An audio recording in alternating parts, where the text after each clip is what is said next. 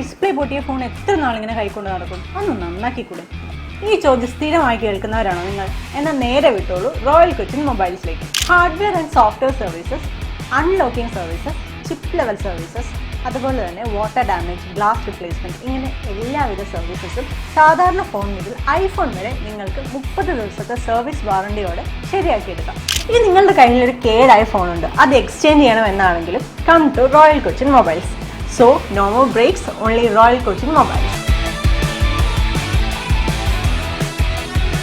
ചാതുർമാസ വ്രതത്തിന് ജൈന സന്യാസിമാർ കൊച്ചിയിലെത്തി. ചാതുർമാസ വ്രതത്തിനായി 4 അംഗ സന്യാസിനിമാർ കൊച്ചിയിലെത്തി. ബാംഗ്ലൂരിൽ നിന്ന് കാൽനടയായി എത്തിയ സന്യാസിനിമാരെ ഭക്തർ വാദ്യമേളങ്ങളോടെ സ്വീകരിച്ചു.